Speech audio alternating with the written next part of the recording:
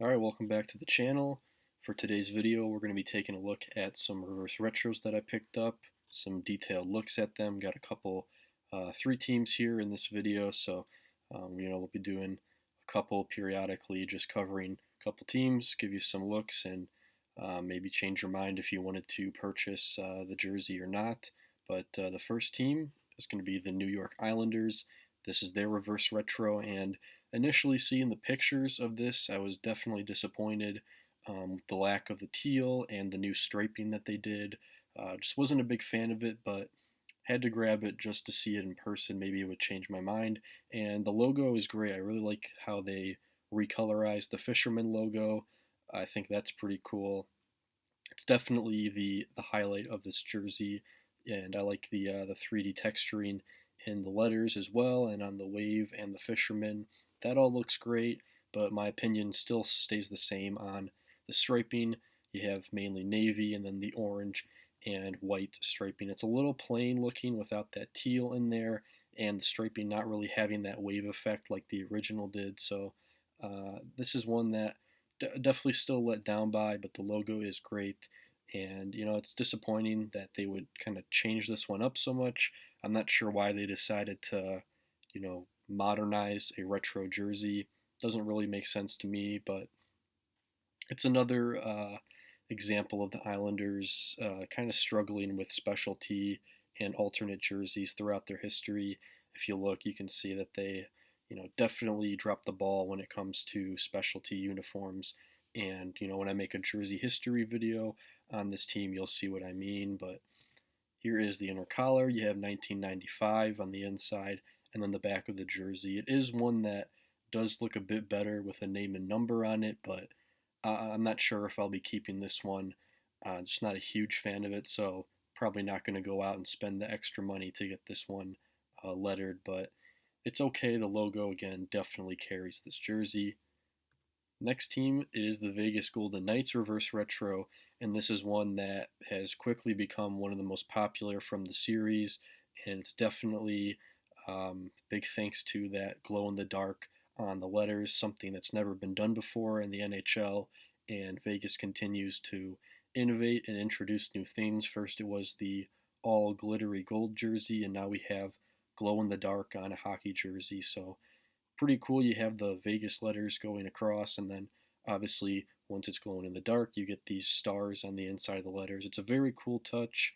I know a lot of people are kind of torn if it's a little gimmicky and childish to have the glow in the dark there, but I think it's pretty cool. It looks awesome when they're coming out onto the ice and they've got the letters glowing. Striping itself is very simple. You got the red and the glittery gold stripes on the sleeves and waist. Gold all around the collar looks really cool. And yeah, at first when I saw this, I thought it was a good jersey, but the extra details in there definitely bump it up. And I'm not usually a fan of the word marks going diagonal, with the exception of Pittsburgh and the Rangers, obviously. But this one is very nice. Then you got the inner collar there, 1995. Obviously, if you read up on the inspiration for the hotel signs, inspired the letters and the numbers on this jersey. And then you do have their main logo on one shoulder, which is probably my biggest issue with this jersey. There's only one logo. It's on the left side shoulder. The right side, nothing there because there's supposed to be a jersey ad. If you bought it from the team store, you got their ad, which I like that they didn't put the ad on the front of the jersey, but it's another kind of detail that's ruined by the jersey ads because if there was no ads, there'd definitely be another logo there. So that is probably my only issue with it. It would be nice to have both logos, but um, other than that, love the jersey. Definitely going to get this one numbered, probably Eichel or Mark Stone, but it's a very solid jersey and it's one of the most popular. It's up definitely up there in price. In the aftermarket, this one sold very quickly, but I would definitely recommend picking one up if you can afford it. It's a really cool jersey to have, and I could see this one being extremely rare and pricey in the next year or even less. And finally, we have the Minnesota Wild. Their reverse retro. The first go around was basically a white version of this with the North Stars inspired colors, and that one did so well they decided to do it again, just flipping it, making it a green home jersey.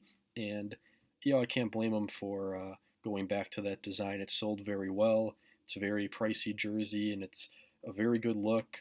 Some people said it was a bit lazy for them to use that same color scheme, but I think this one looks great. Love the logo in that North Stars colors, and the striping definitely pops. And I love the added details from the prime green jerseys.